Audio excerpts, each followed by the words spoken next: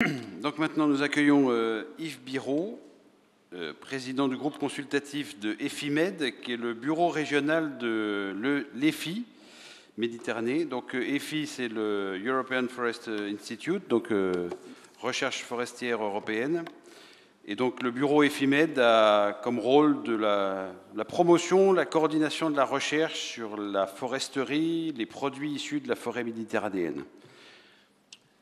Merci Olivier, bonjour à tous, merci aux organisateurs de m'avoir invité à cette importante conférence. Le thème forêt et eau est un thème important pour EFIMED. Nous avons organisé il y a exactement 2 ans une conférence internationale sur ce sujet à Barcelone et nous continuons à travailler activement dessus. Et je vous en dirai 2 mots tout à l'heure. Ma présentation va donc se focaliser sur les interactions forêt et eau en région méditerranéenne. Peut-être retrouverez-vous certains points évoqués hier, notamment avec Adrien Granier. J'insisterai sur les données scientifiques qui sont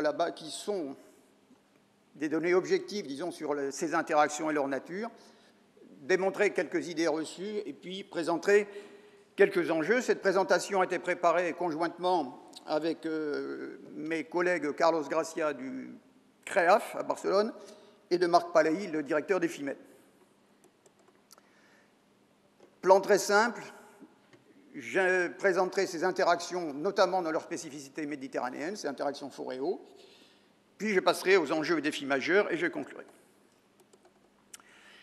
L'eau est le principal facteur limitant pour la vie en région méditerranéenne. Gaël Tivet nous a expliqué comment cette eau bleue, cette eau liquide est nécessaire aux hommes et aux sociétés pour les usages agricoles, industriels et domestiques. Mais l'eau est aussi utile et limitante en région méditerranéenne pour les écosystèmes terrestres. C'est pour nous, les forestiers, évidemment, un problème majeur. Alors, dans un contexte de rareté de l'eau, il est important de comprendre les interactions forêt et eau. C'est même crucial. Pourquoi? Ça a été souligné d'ailleurs par Jean Carles. On est dans un monde méditerranéen où les montagnes sont fréquentes. Ces montagnes constituent des châteaux d'eau et les forêts occupent souvent la partie amont de ces bassins versants, tandis que les utilisateurs sont à l'aval. Et donc, l'impact des forêts sur ces ressources en eau est essentiel à considérer. L'eau bleue est aussi importante pour les hommes et nos sociétés, je l'ai dit. Mais l'eau est importante, l'eau verte, celle qui a une forme vapeur, donc qui passe à travers les écosystèmes par l'évapotranspiration, elle est cruciale pour la survie des écosystèmes et leur fonctionnement, qui, par ailleurs, procurent des biens ou services aux sociétés voisines. Donc, les forêts générateurs de biens et de services. Et, à cet égard, la survie, le fonctionnement des forêts est important. Et finalement, la question qui arrive tout de suite, c'est que dans un contexte de rareté, peut-être va-t-il falloir partager l'eau entre la nature et les hommes. Et si oui, et la réponse, je pense, est oui, c'est sur quelle base? Le climat méditerranéen, vous le connaissez tous, je vais très vite. Au niveau mondial, les précipitations sur les continents, c'est à peu près 870 mm, tandis que l'évaporation potentielle, l'évapotranspiration potentielle, c'est 550, et en théorie, le ruissellement, c'est la différence entre les deux. En théorie, parce qu'en fait, l'évapotranspiration réelle, je le montrerai, est toujours inférieure, presque toujours à l'évaporation potentielle, transpiration potentielle. En région méditerranéenne, c'est complètement différent. En moyenne, 450 mm de pluie et une évapotranspiration potentielle 1000. Alors, ça veut dire qu'il ne resterait rien pour le ruissellement. En fait, si, il reste pour le ruissellement parce que l'évapotranspiration réelle est beaucoup plus faible en région méditerranéenne et parce que les pluies sont inégalement réparties. On le sait très bien avec ces épisodes pluvieux majeurs qu'on a en cette période. Si on regarde maintenant le bilan d'une forêt méditerranéenne, ici, une forêt de chêne vert en Catalogne, pluie incidente 560 mm, mais l'évapotranspiration réelle, c'est 500 mm, c'est presque 90%. Et elle résulte de l'interception par le feuillage qui est évaporé et surtout de la transpiration. Donc peu de ruissellement, seulement 28 mm, ce qui est globalement peu.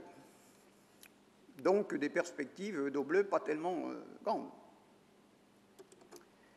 Si on regarde maintenant le comportement des forêts méditerranéennes par rapport à d'autres types de forêts, les petits triangles bleus, c'est une forêt aux États-Unis, en conditions typiquement océaniques. Ce graphique montre en abscisse le rapport de la pluie à l'évapotranspiration potentielle, en ordonnée le rapport de l'évapotranspiration réelle à l'évapotranspiration potentielle.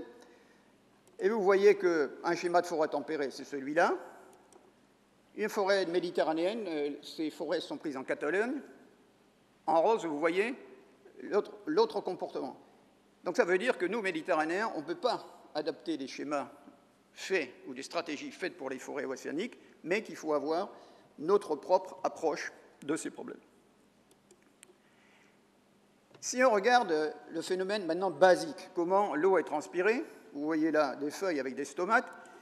La photosynthèse, c'est très classique, le CO2 est absorbé par les stomates, et dans le même temps, la vapeur d'eau est rejetée. Mais vous voyez les chiffres. Pour fixer 1 gramme de carbone, il faut fixer 500 grammes d'eau, 1 demi-litre d'eau. Mais ce n'est pas tout. L'arbre respire aussi la nuit par différents organes. Il émet du CO2. Ce qui fait que pour fixer 1 gramme de carbone net dans la biomasse, pour accroître la biomasse de l'arbre d'1 gramme de carbone, il faut 1 ou 1,5 litre d'eau. C'est donc considérable. Donc gardez bien ces chiffres en tête. Dans cette étude faite sur les écoulements dans des bassins forestiers plantés, vous avez ces chiffres, ces données qui montrent que la forêt a presque toujours un effet négatif. On est sous la ligne bleue, presque toujours en termes d'écoulement. Ça concerne 600 observations. Donc en général, les plantations diminuent l'écoulement de 52%, et même, dans certains cas, les écoulements sont secs, les cours d'eau sont secs pendant 13% des cours d'eau sont secs pendant au moins deviennent secs pendant au moins une période, il manque quelque chose, plusieurs mois. Pourquoi cela? Si on regarde l'évapotranspiration de forêt en haut par rapport au pâturage en bas, on voit que les forêts consomment par évapotranspiration plus en général. Et l'ellipse rouge, c'est en gros notre situation méditerranéenne. On est à moins de 1000 millimètres, et l'on voit que même là, les forêts consomment davantage. Ça veut dire que pour les écoulements, il y aura moins. Maintenant, si on regarde l'influence du couvert sur les débits de crue, Jean Carles en a parlé aussi, des bassins versants de Drex. Celui-là, c'est le bassin versant du Colobrier, où dans une forêt de chêne-liège, un bassin versant dominé par le chêne-liège, après incendie, c'est une relation entre le débit en ordonnée et la pluviométrie en 24 heures. En abscisse, les points bleus, c'est avant incendie, les points rouges, c'est après incendie. Et on voit que pour des intensités supérieures à 60 mm par jour, en gros, après incendie, on a les points rouges qui sont au-dessus. Ça veut dire que les écoulements étaient plus forts, tout simplement parce que le couvert forestier a disparu. Mais au bout de 2 ou 3 ans, le milieu s'est cicatrisé et on est revenu à un système normal. Donc il y a eu un effet, effectivement, mais temporaire sur l'écoulement.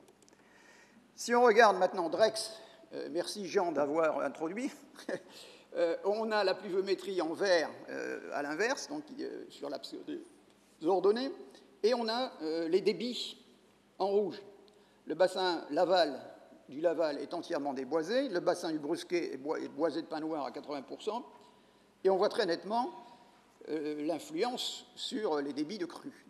Donc le couvert, là, joue un rôle évidemment très positif, mais je dirais que l'effet du couvert réduit en général l'écoulement, enfin les pointes de crue plutôt, les pointes de crue, mais seulement pour certaines intensités pluvieuses. Si les intensités de la pluie sont trop élevées, et on l'a vu dans bien d'occasions, à Vaison-la-Romaine ailleurs, à ce moment-là, le couvert ne fait que retarder. Maintenant, une autre question que l'on se pose tous, est-ce que la manipulation du couvert végétal permet d'augmenter la production d'eau? Cette expérience d'éclaircie sur du chêne vert en Catalogne, vous voyez une parcelle éclaircie en rond, de forme circulaire. Et bien, si on regarde en vert la surface foliaire, en gros c'est la surface foliaire par mètre carré, c'est ce qu'on appelle l'index foliaire. Bon, il est beaucoup plus élevé dans la partie témoin, donc non éclaircie, il est de 0,8 dans la partie éclaircie, mais L'évapotranspiration est plus faible dans la partie non éclaircie, 111, 500 dans la partie éclaircie, et si on fait le produit des deux, parce que finalement c'est ça qui compte à la fin pour avoir la quantité, eh bien, on a exactement la même quantité. Ça veut dire que l'eau consommée est la même dans les deux situations, mais l'eau consommée, l'eau restant pour chacun des arbres, évidemment, plus importante dans la partie éclaircie, ce qui fait que, vous voyez les parcelles en rond, elles ont résisté à la sécheresse lorsque une sécheresse est arrivée après. Donc, effectivement, on a contribué à la survie des arbres, mais pas à l'écoulement. Une autre donnée, sur 94 bassins versants, conifères, feuillus, maquis, la ligne la plus basse, eh bien, on voit qu'il faut aller, c'est donc le taux de déboisement en abscisse, et les suppléments d'écoulement résultant de ce taux de déboisement, eh bien, il faut aller, pour avoir un effet, au-delà de 30%, en gros, de modification du couvert, pour arriver à avoir des écoulements significatifs, c'est-à-dire au-delà du seuil d'une éclaircie normale. Donc il faut des changements drastiques dans la couverture végétale pour avoir un effet sur l'écoulement. Alors maintenant, bien sûr, forêt, eau et sol sont liés, ça a été rappelé. Sur ce graphe, on voit la pluviométrie dans un bassin versant espagnol qui a été incendié, un bassin versant forestier. Et on voit que lorsque le couvert était à 45%, les débits solides étaient très élevés, 160, mais qu'avec le temps, le couvert forestier se reconstitue et ces débits solides reviennent à zéro. Donc, rôle très important de la forêt, évidemment, vis-à-vis de l'érosion des sols. On ne peut pas raisonner en région méditerranéenne l'eau sans le sol. J'en viens maintenant à je regarde quelques enjeux majeurs. Il y a une diapo qui a sauté. Il faut que je revienne en arrière.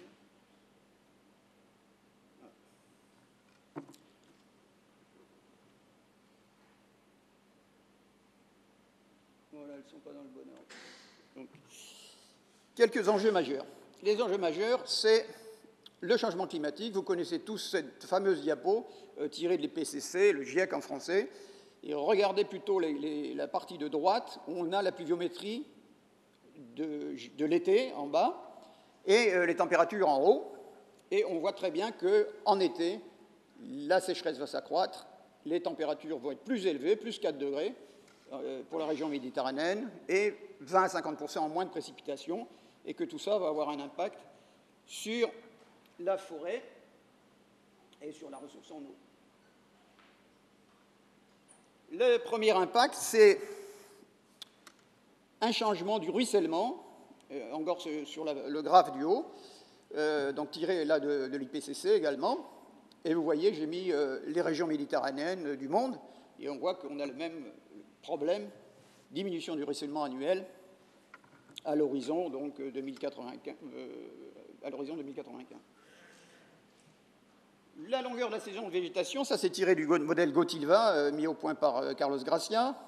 On voit que, en vert, les pays du Sud vont voir leur saison de végétation augmenter de 2 mois, 1 mois dans le nord. Ça veut dire que la demande en eau des végétaux, pour l'eau des végétaux, va s'accroître.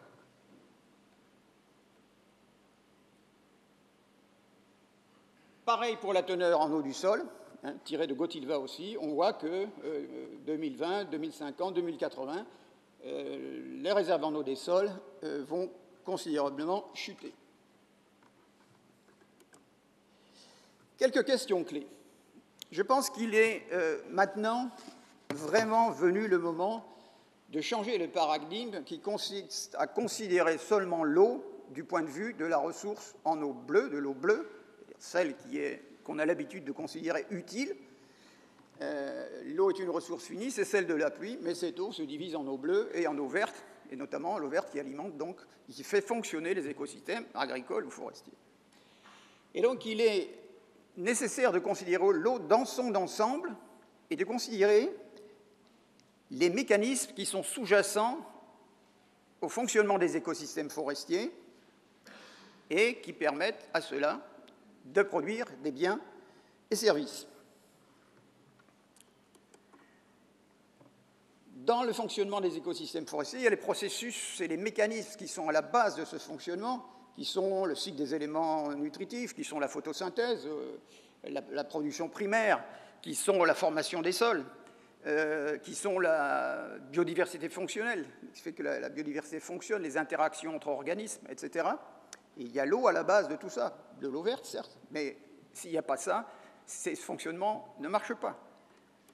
Et puis, de ces processus découle la fourniture de biens et services. Alors, j'ai cité quelques biens, la nourriture, l'eau douce, je l'ai mis en bleu, la nourriture plutôt en eau verte, le bois, les fibres, l'énergie, de l'eau verte, des aspects de régulation de l'érosion, on en a parlé, là c'est plutôt l'eau bleue, les crues, les pics de crues, j'en ai parlé, la purification de l'eau, c'est aussi de l'eau bleue, et puis les aspects culturaux, classiquement, récréation, esthétique, etc.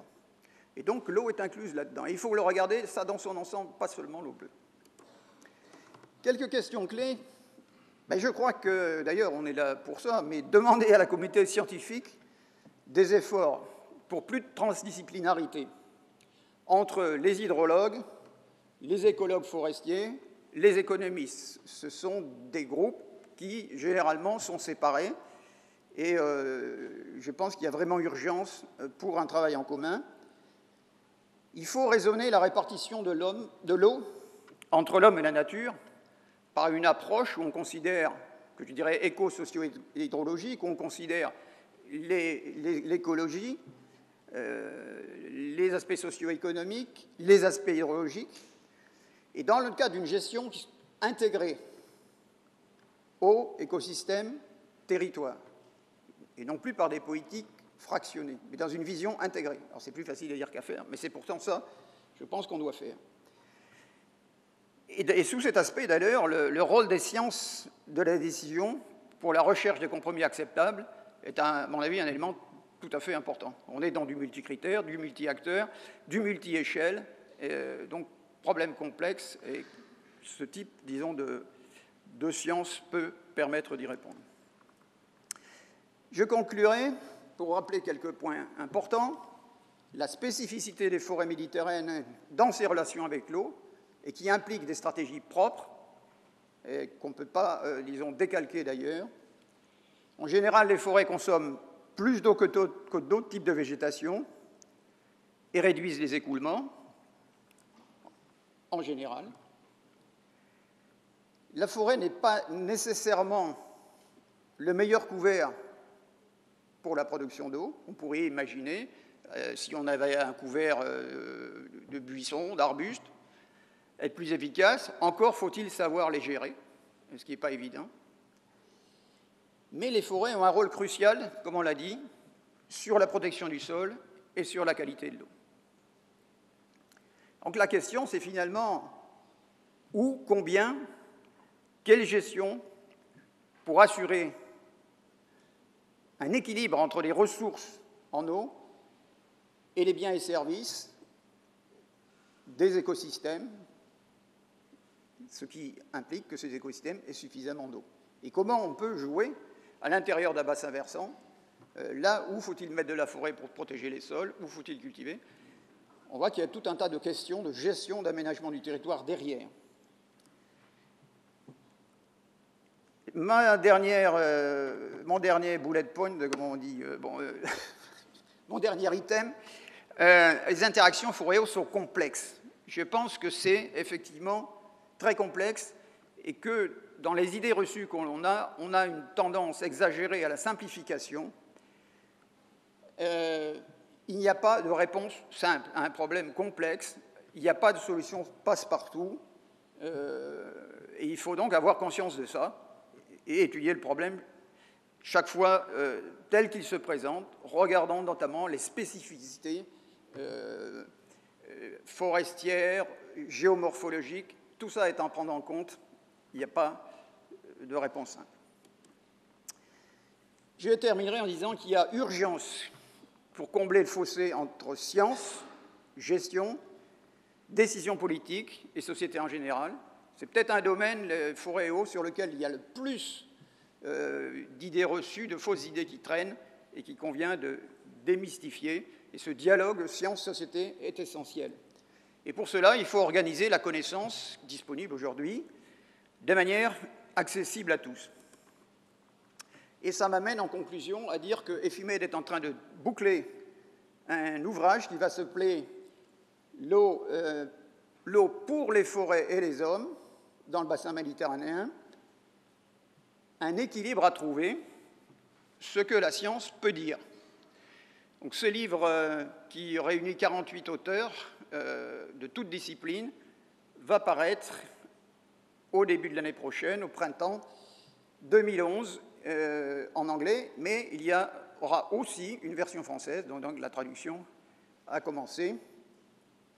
Et je pense que cet ouvrage, justement, va, je l'espère, permettre ce meilleur dialogue entre science et société sur un sujet difficile, mais combien important, notamment dans le monde méditerranéen. Je vous remercie.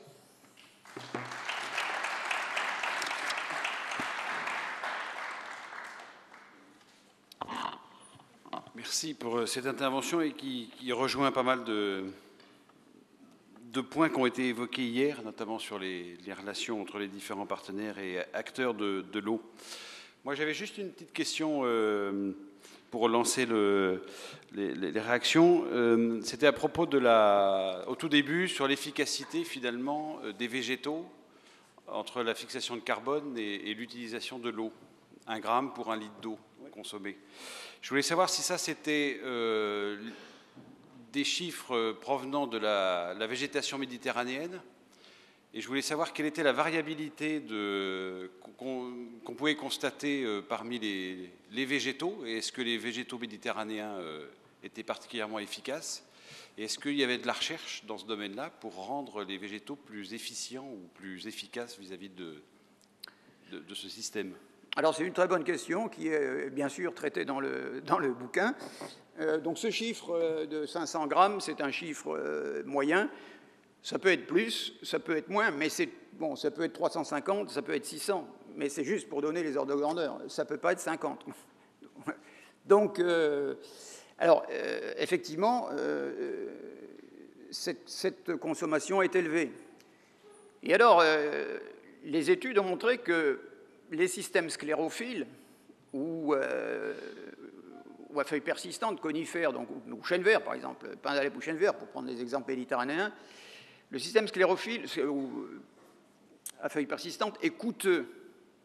Il est coûteux en carbone et donc en eau, parce qu'il y a en fait un renouvellement. Simplement la maintenance du feuillage a un coût élevé par rapport à des espèces décidues, par rapport au chêne blanc par exemple. Ça a un coût élevé. Donc, alors, maintenant sur les mécanismes. Donc, c'est pas économe du tout de ce point de vue, hein, de la maintenance.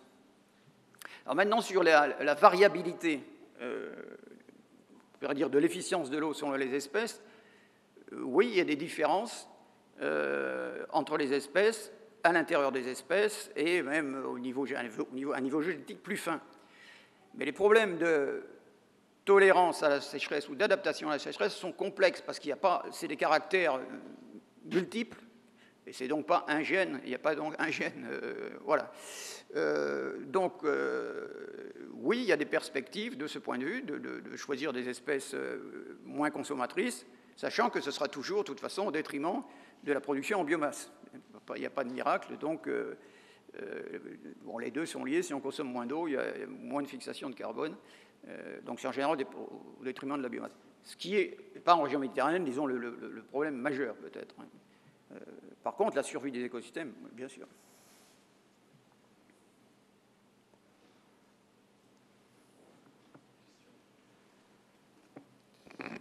Oui, bonjour, Cédric Fermont, Office national des forêts, direction territoriale Rhône-Alpes.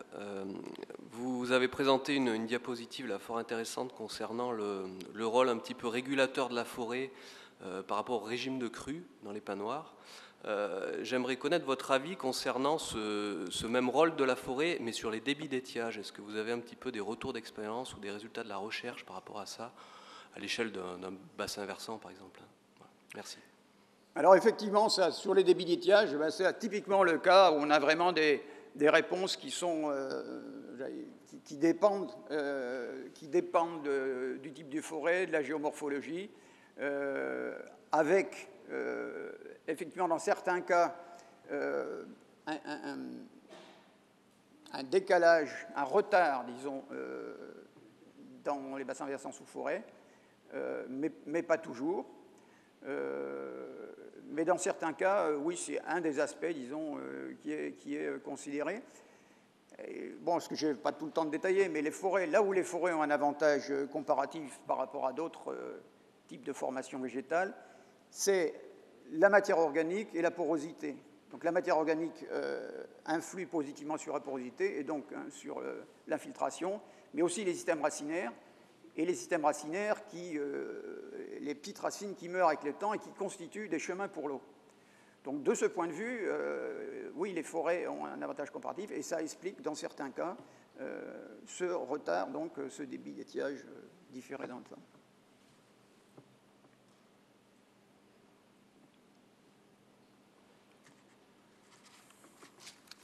Moi, du coup, je vais poser une autre petite question donc sur la conclusion, en disant qu'il faut plus d'interdisciplinarité, etc.